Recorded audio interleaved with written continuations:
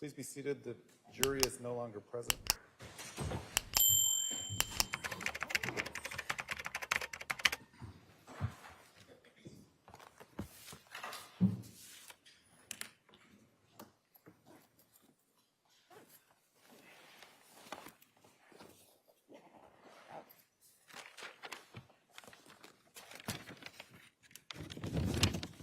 All right, so I've reviewed Exhibit 192.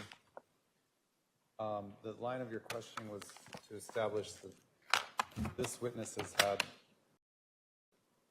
contact with Detective Pilar over the years, in the last 5 years. This particular email is actually, appears to be 3 separate emails in a string from February 12th of 2020. So what's the purpose of this?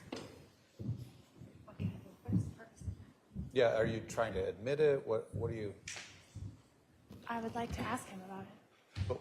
But what's relevant about it? A lot of things, Your Honor. What? Judge, I can't hear her. Please speak into the mic. It's relevant to his discussion with Detective Pillar from the October 2nd date until this date on February 12th. What is relevant about it that is an issue for this jury to decide? That's what relevance means. It's something that this jury would either make something more or less probable for some fact that they need to decide. It's relevant in the way that this email communicates that the information that was being given to the detectives was directly from Brandon Boudreaux.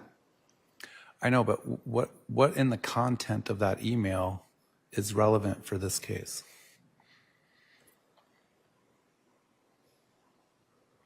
The fact that the last line. Did I miss something? What's the last line? I have to see it as well. At the bottom?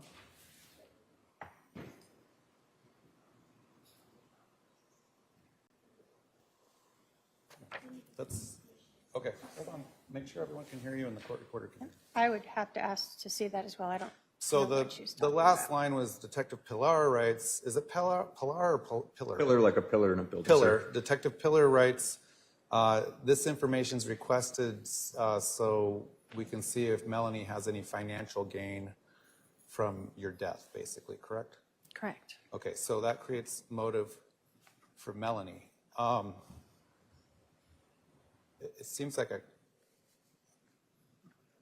I guess it's fair area for him to talk about in general, but it's also a fair area for you to talk to the detective about what areas they investigated. But let me hear the state's response. But as far as that particular email comes in, I mean, I suppose you could ask some questions about it, but let me hear from the state. Judge, obviously that's a conglomeration of emails, so I don't know that that fully covers everything. Two, I guess the defendant has never raised a third-party defense. I'm not sure if she's trying to say that this was all Melanie Boudreaux, but that is actually an open investigation that is still ongoing. The state has, obviously in trial, referred to her as an active member of this conspiracy.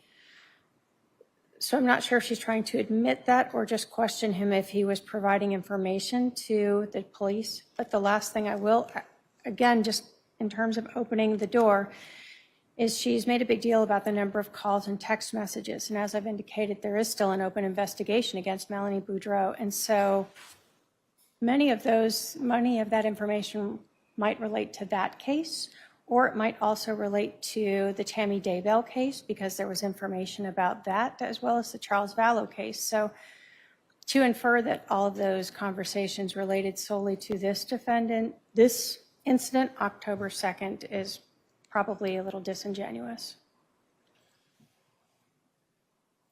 Were you intending to enter that as an exhibit or just were you asked to provide information that Melanie might have a motive? I would like to admit it, and I would like to question him on it as well, yes.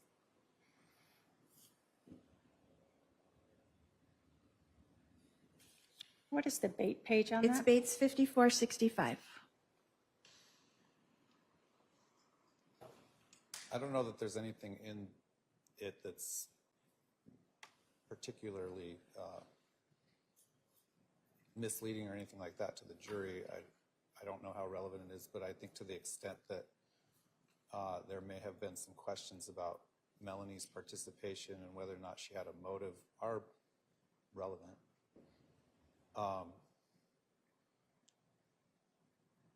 What's the state's response, I guess? I know she didn't notice third-party defense. I guess I'm asking now, is she doing that? Obviously, I have a right to know before the trial ends if that's an active defense she's asking for. I am not, Your Honor. I'm trying to say the connection that I've been accused of with Melanie connects me to Melanie. So that's why I'm trying to establish how am I connected to this. I didn't have a financial gain here. This is the financial gain through Melanie. This is conversations between the detective and Brandon that I want to question him on. I'm not trying to blame Melanie. That's my point. I have not alleged a financial gain for the defendant, so.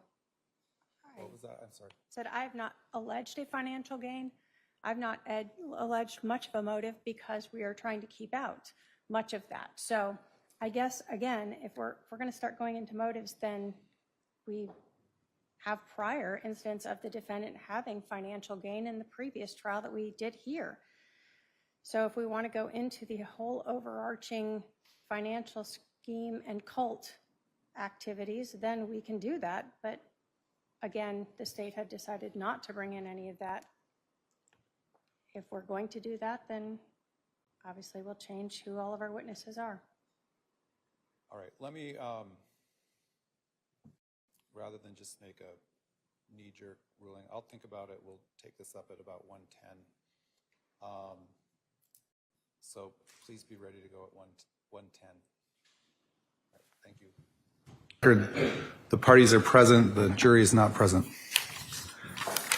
In relation to exhibit number 192 that we talked about before break, the defendant may ask the following question. You may want to write this down. In February of 2020, while this case was being investigated, did Detective Pillar ask you to provide any documentation which might support whether Melanie had a financial motive for your murder or death, however you want to phrase that?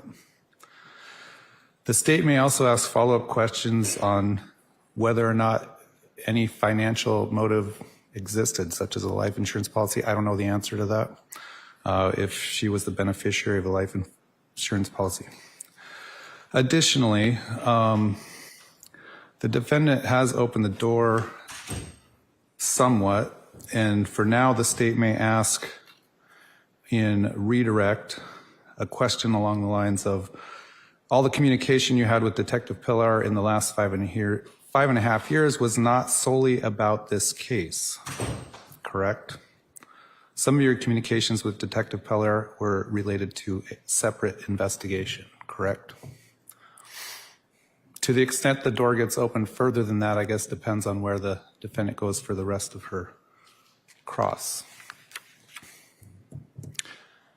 I don't see any reason to actually introduce that Exhibit 192 because it has other information on there as well. So that's the ruling. Are we ready to bring the jury in? In 1 second.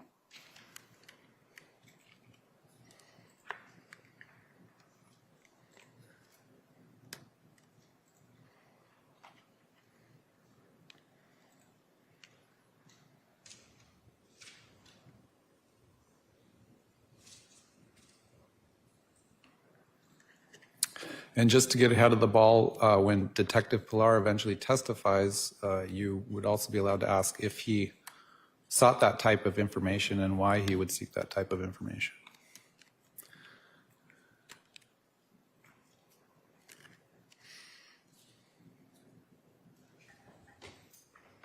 Okay. All right, you want to go ahead and get ready at the podium? We'll bring the jury in.